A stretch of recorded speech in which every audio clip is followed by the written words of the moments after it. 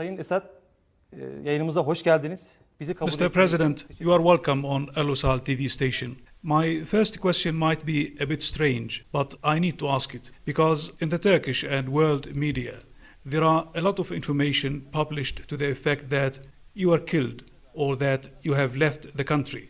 Can you please confirm that you are still alive and still in Syria? First, I'd like to welcome you and your team to Syria. It's a pleasure for me to talk to you today, and through your station to the brotherly Turkish people. Clearly you can see that I'm here, and very much on the ground, not hiding in an underground bunker. These rumors tend to be abound every once in a while to undermine the morale of the Syrian people. I neither live on a Russian warship nor in Iran. I live in Syria, in the same place I've always lived. Sayın Başkan, şimdi tabii daha ciddi röportajımıza başlamak. As you know, in the last meeting of the Arab League, the seat of the Syrian Arab Republic was given to the opposition, and a discussion was opened about your legitimacy. Does that mean that your legitimacy has been withdrawn through this act of giving the seat of the Syrian Arab Republic to the opposition, and the fact that you are no longer represented in the Arab League?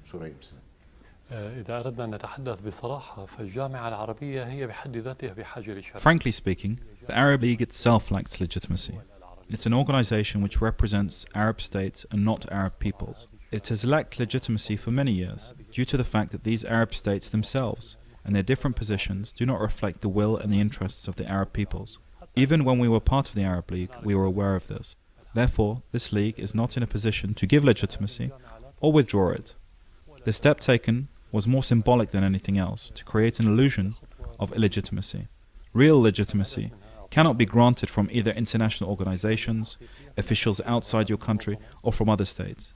The Syrian people alone have the authority to grant or withdraw legitimacy. If they withdraw it, then you become illegitimate. And similarly, if they give you their support, then you are a legitimate president.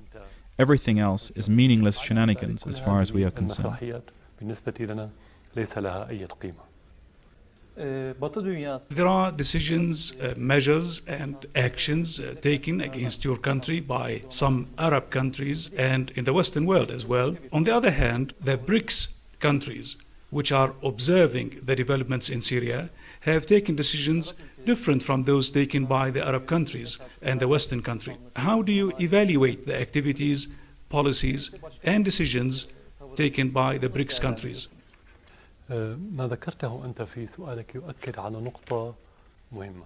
What you mention in your question emphasizes an important point. From the outset, the conflict in Syria was not entirely domestic.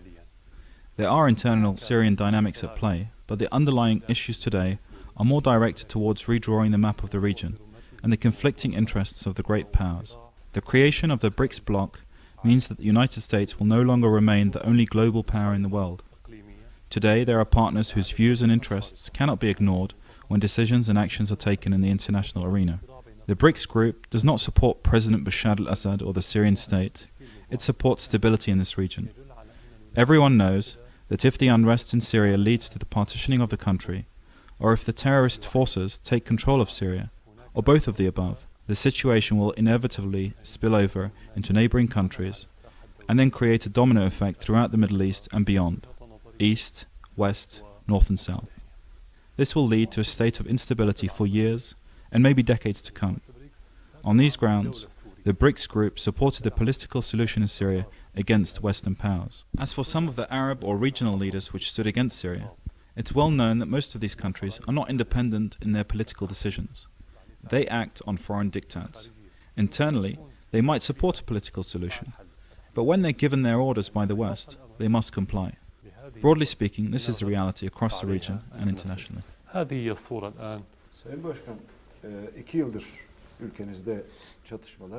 Mr. President, for the past 2 years, we have witnessed conflict in Syria, armed conflict inside Syria. This conflict is supported on the one hand by the United States, France, Turkey and some Gulf countries. These countries say that the people are fighting your regime, and more than 100 countries have stated that you should step down. On that background, are you thinking of stepping down and allowing someone else to replace you?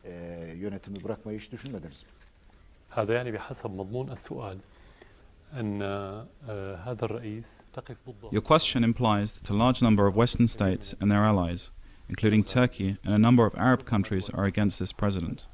At the same time, you're implying that his people are also against him. So how does he still remain in office? How can Syria remain steadfast for 2 years? I'm not bothered by foreign countries being against me. I'm a president elected by the Syrian people. We can conclude that for a president to take office or leave office is a national Syrian decision, to be taken only by the Syrian people and not by the states which call for that. Are these states concerned about democracy in Syria, or concerned about the blood of the Syrian people? Let's be candid. If we start with the United States, we find that it supported the crimes committed by Israel for decades, since Israel was created in our region. The United States committed massacres in Afghanistan and Iraq, resulting in millions being killed, wounded and disabled. France and Britain committed massacres in Libya with the support and cover from the United States. The current Turkish government is knee-deep in Syrian blood. Again, are these states really concerned about Syrian blood? The issue of the president will always remain for the Syrian people to decide, and no other country in the world has anything to do with it. You said that what is taking place in Syria is mainly supported from the outside. But we are in Damascus, and we can hear the sounds of explosions, and there is always the sound of shelling at different distances. Why is this happening in Syria? We are surrounded by a group of countries which are helping terrorists enter into Syria. Of course, not all of these countries are doing this intentionally. For instance, Iraq is against allowing terrorists access to Syria, but has certain circumstances which do not allow it to fully control its borders. In Lebanon, the situation is divided, with some parties supporting and others opposing sending terrorists into Syria. Turkey officially harbors terrorists and sends them into Syria. Some terrorists enter Syria through Jordan, and it's not clear whether this is intentional or not. As long as these terrorists continue to be smuggled into the country, we will continue to fight against them. This is only normal. It's actually a war in every sense of the word. These are not merely separate and dispersed security incidents. Terrorists are entering Syria in their thousands, and maybe in tens of thousands. It's difficult to set a precise figure. So it's quite realistic to hear the sound of battles in many Syrian regions.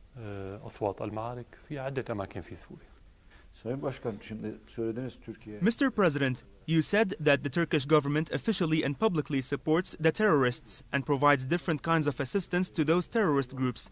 But we know that quite recently you used to enjoy good and friendly relations with Erdogan and the Turkish government.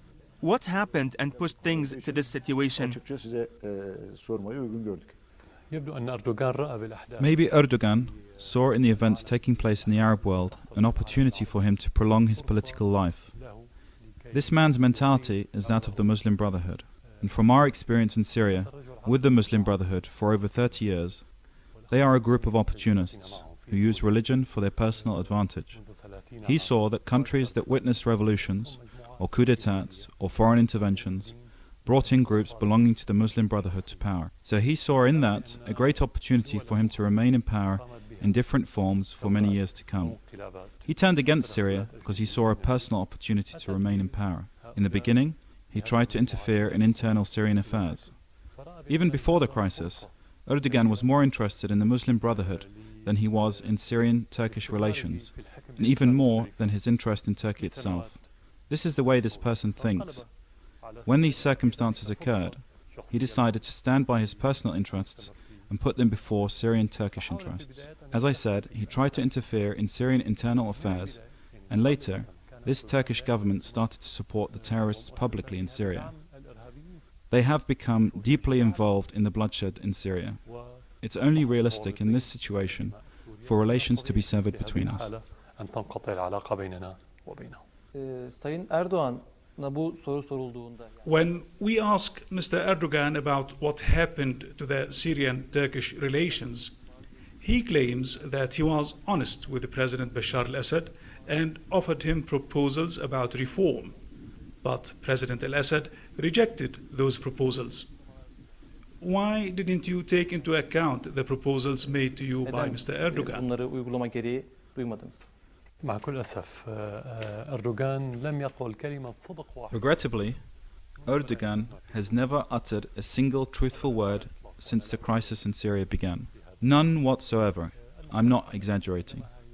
The proposals he put forward were very general, to the effect that Syrian people should decide who should be president and what type of political system should govern them. I had previously spoken about these proposals in much more depth in many of my addresses. We're currently in the midst of preparing for a national dialogue in which all of the political groups in Syria will meet and decide on the best way forward. No matter how important Erdogan's proposals, they will not be more important than what the Syrian people want. Can there be anything more important than this? Whatever the Syrian people decide will be implemented. There is, however, a simple question that we should ask. If Erdogan claims that he put forward proposals to solve the problems in Syria, then what's the relationship between those proposals and supporting the armed groups? Today, Erdogan is recruiting armed groups with Qatari financing, providing them with weapons, medical equipment, and other logistical support on Turkish territory, and then sending them into Syria. Was this proposal part of those which he presented to me? Or were those proposals a mere facade which he used in order to reach his objectives? He knows that we supported dialogue from day one. We announced that we agreed to conduct a dialogue with all Syrian parties. When the first stage, which was often referred to as the peaceful stage, failed, they shifted gear and started to support the armed groups. Erdogan lies and uses those proposals as a mask. We accept advice from any party, but we do not, under any circumstances, accept intervention in internal Syrian affairs. It seems that Erdogan misunderstood our position. He understood that the brotherly relations between Syria and Turkey allowed him to interfere in internal Syrian affairs with the objective of overthrowing the Syrian state. But the situation was clear to me from the very early days. Sayın Başkan, Türkiye'de There are news stories in some media organs in Turkey to the effect that there are Turkish officers and security services personnel involved in the terrorist acts and helped the terrorist organizations, that they entered the Syrian territories and they were involved in direct activities in support of these terrorist organizations. Some media say that Syria will respond in kind against Turkey as long as Turkey is involved to this degree in these operations. What do you say to all these claims? gruplara ev sahipliği yapmasına karşı. As I said, the present Turkish government is directly contributing to the killing of the Syrian people. Some people expect Syria to retaliate, but we will not do it. Firstly, we are against crime, and therefore we reject criminal acts. Secondly, we believe the Turkish people are a brotherly people. Thirdly, this is what Erdogan wants. He wants to create a conflict between the peoples of Syria and Turkey in order for him to get popular support for his policies and restore some of his popularity. We will not fall into this trap for both considerations of principle and because our interests lie with the Turkish people. A conflict between our two peoples will not be in the interests of either Turkey or Syria. It will only make things more complicated. What we have done in the past 10 to 12 years since President Caesar visited Syria in 2000 was to annihilate the bad history between Arabs and the Turks. Now, Erdogan is trying to jeopardize this. We will not commit any act against the Turkish people. As for the Turkish intelligence services, up until this point, we have not captured any members of the Turkish intelligence services or the Turkish army. This does not mean that they are not involved. The intelligence services are providing support from outside Syria. They provide all the training, the equipment, the communications, and other forms of political and media support as required. From the confessions of many terrorists, we know that there are individuals in Turkey who are involved. But the basic principle of this involvement lies in the policy adopted by the current Turkish government. The fact that there is no intelligence personnel on the ground does not mean that they are not involved. Türk hükümetiyle ilgili çok net Your açıklamalar statements, Mr. President, have been clear concerning Turkish policies. Turkish Foreign Minister Ahmet Davutoglu said, "I would rather resign my position than shake the hand of President al-Assad if he remains in power." What does that say about the relations between the two countries?